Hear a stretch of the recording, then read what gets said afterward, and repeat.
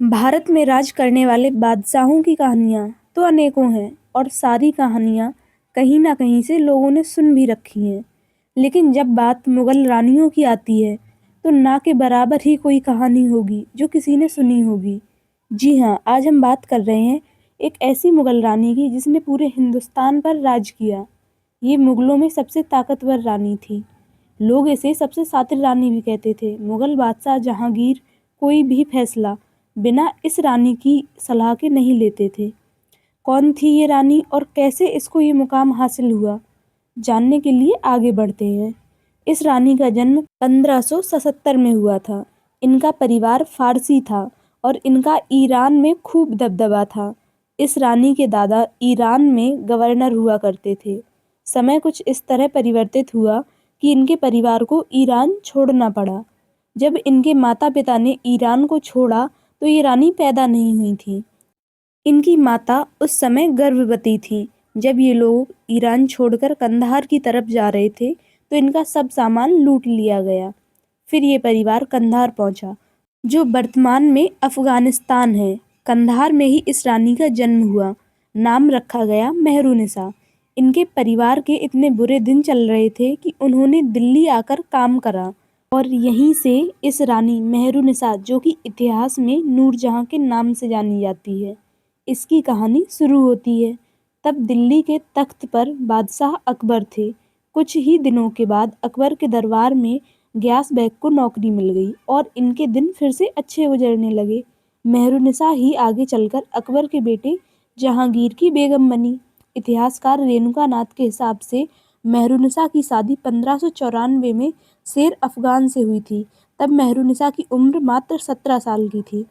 उससे उनको एक बेटी भी हुई थी जिसका नाम लाडली बेगम था। सन 1607 में शेर अफगान की मृत्यु हो जाती है क्योंकि उसने बंगाल के गवर्नर के खिलाफ बगावत कर दी थी।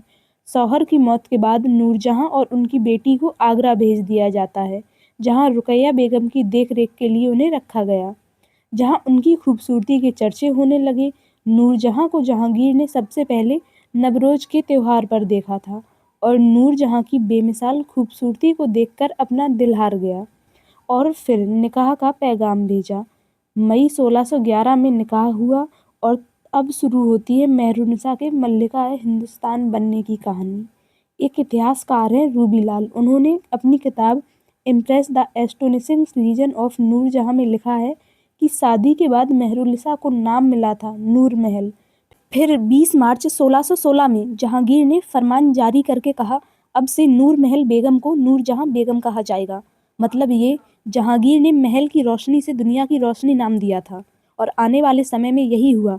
1616 में हिंदुस्तान आए ब्रिटिश ऑफिसर थॉमस रो ने जहांगीर के शासनकाल को 3 साल तक करीब से देखा और उनके हिसाब से नूरजहां उस दौर की सबसे ताकतवर रानी थी। जहांगीर ने नूरजहां को सरकारी कामकाज के अधिकार देने शुरू कर दिए थे। नूरजहां ने उनको बखूबी निभाया भी और धीरे धीरे वो पर्दे के पीछे से संपूर्ण मुगल शासन संभालने लगी। उनकी देख रेख में मुगल शासन समृद्ध होने लगा। कोई भी घरेलू या विदेशी मुद्दा हो, व्यापार हो या इन सब पर नूरजहां की पकड़ थी और इन्हीं सब कारणों से इतिहासकारों को नूरजहां एक शातिर रानी लगने लगी। कुछ इतिहासकारों का ये भी मानना है कि नूरजहां ने जहांगीर के नशे में रहने का फायदा उठाते हुए खुद सारी सल्तनत पर अपना हक जमा लिया था। मल्लिका हिंदुस्तान बनने के बाद नूरजहां ने ईरान से आए अपने परिवार को मुगलों का सबसे करीबी बना दिया था, जिसके लिए उन्होंने 1612 में अपने भाई असफ खान की बेटी अर्जुमंद बानो, जिसे बाद में मुमताज महल के नाम से जाना गया, उसका निकाह शाहजहां से करा दिया था। और नूरजहां की पहली शादी से जो बेटी हुई थी लाडली बेगम, उसका निकाह भी 1620 में जहांगीर के चौथे बेटे शहरयार से करा दिया था। यानी कि अभी तक जो माँ बेटी थी वो आगे चलकर सास बहू बन गई थी। आगे चलकर नूरजहां ने अपने पिता को इत्मा उदौला का खिताब दिलवाया और 1625 में उसने अपने भाई आसफ खान को लाहौर का गवर्नर बनवा दिया। बाद में उसे शाहजहां का मुख्यमंत्री भी बनवाया गया। मुगल काल में जो 2 मकबरे हैं सबसे खूबसूरत, वो किसी मुगल के नहीं बल्कि ईरान से आए हुए इसी परिवार के हैं, जिसमें से एक नूरजहां के पिता का है और दूसरा उनकी भतीजी मुमताज महल का है, जिसके लिए ताजमहल बनवाया गया था। और इतिहासकार रूबीलाल का मानना था कि नूरजहां जहांगीर के लिए एक बहुत अच्छी सलाहकार थी, शिकारी थी और राजनीति की अच्छी खासी जानकारी रखने वाली बेगम थी और साथ ही एक ऐसी बेगम भी थी जिसे आर्ट एंड कल्चर से बेहद प्रेम था। खुद जहांगीर ने अपनी बेगम नूरजहां की ढेरों तारीफें लिखी हैं, जिसके चलते उनको एक सातिर रानी कहना ठीक नहीं होगा। साथ ही रूबीलाल का ये भी मानना था कि नूरजहां वो महिला थी जो मुगल सत्ता में महिलाओं को आगे बढ़ा रही थी। लेकिन ये सब तब बदल गया जब 1627 में जहांगीर की मृत्यु हुई और जहांगीर के बाद शाहजहां को बादशाह बनाया गया, जिसके बाद शाहजहां ने अपनी सौतेली मां नूरजहां को केवल महल तक ही सीमित रखा, जिसके चलते दोनों में कई बार टकराव और मनमुटाव भी बढ़े, क्योंकि नूरजहां शहरयार को सल्तनत का वारिस बनते देखना चाहती थी।